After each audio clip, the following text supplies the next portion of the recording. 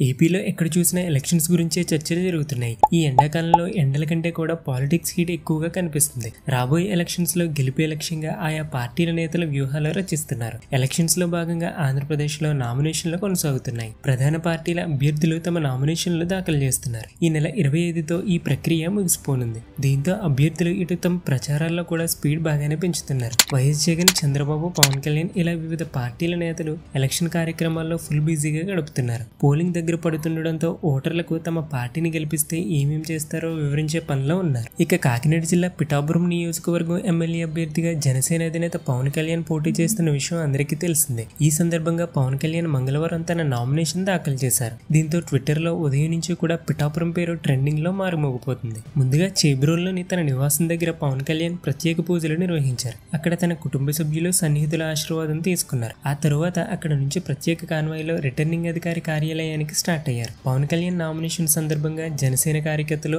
నేతలు భారీ ర్యాలీ నిర్వహించారు. అభిమానులు కూడా పెద్ద ఎత్తున పవన్ కళ్యాణ్ కాన్వాయ్తో పాటుగా ర్యాలీలో పాల్గొన్నారు. మండల పరిషత్ కార్యాలయానికి చేరుకుని పిఠాపురం ఎమ్మెల్యే అభ్యర్థిగా కొనిదెల పవన్ కళ్యాణ్ అనే నేను అంటూ ఆయన భగవంతుడి మీద ప్రమాణం చేసి రిటర్నింగ్ అధికారి ఆర్ఓకి తన నామినేషన్ పత్రాలను సమర్పించారు. ఈ కార్యక్రమంలో పవన్ కళ్యాణ్ తో పాటుగా పిఠాపురం టీడీపీ ఇన్ఛార్జి వర్మతో పాటు జనసేన ప్రధాన కార్యదర్శి నాగబాబు కూడా పాల్గొన్నారు. అయితే ఈ ఎన్నికల అఫిడవిట్ లో పవన్ కళ్యాణ్ తన ఆస్తుల గురించి కీలక వివరాలను పొందుపరిచారు. ఈ ఎన్నికల అఫిడవిట్ లో గత 5 సంవత్సరాల ఆర్థిక ఆదాయం, అప్పులు, చెల్లించిన పన్నుల వివరాలను పవన్ కళ్యాణ్ తెలిపారు. గత 5 సంవత్సరాల్లో పవన్ కళ్యాణ్ సంపాదన 114,76,78,300 రూపాయలుగా ఉంది. తన సంపాదనకు సంబంధించి ఆదాయ పన్నుగా 47,732,875 రూపాయలు, జీఎస్టీ రూపంలో మరో 28,84,70,000 రూపాయలు పవన్ కళ్యాణ్ చెల్లించినట్లుగా పేర్కొన్నారు. వీటితో పాటుగా ఈ ఎన్నికల అఫిడవిట్ లో పవన్ కళ్యాణ్ తన అప్పుల గురించి కూడా వెల్లడించారు. పవన్ కళ్యాణ్ కు ఓవరాల్ గా అప్పులు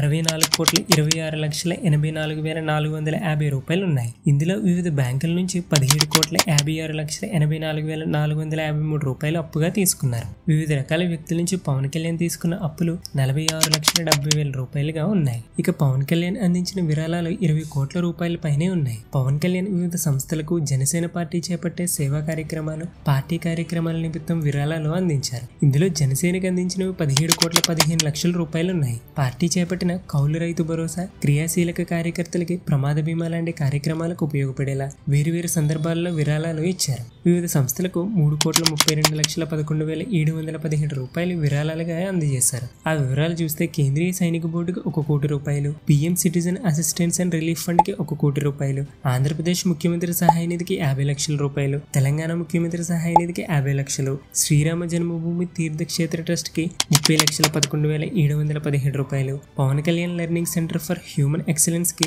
2 లక్షలు ఇచ్చినట్టుగా పేర్కొన్నారు. నెక్స్ట్, వైఎస్ జగన్ ఎన్నికల అఫిడవిట్ లో పేర్కొన్న ఆస్తుల వివరాలను చూస్తే జగన్ ఫ్యామిలీ మొత్తం ఆస్తుల విలువ 779.8 కోట్లుగా పేర్కొన్నారు. ఇందులో జగన్ పేరిట ఉన్న ఆస్తులు 529.8 కోట్లు కాగా ఆయన భార్య భారతిరెడ్డి పేరిట ఉన్న ఆస్తుల విలువ 176.3 కోట్లు. మిగతా ఆస్తులు జగన్ ఇద్దరు కూతుర్ల పేరిట ఉన్నాయి.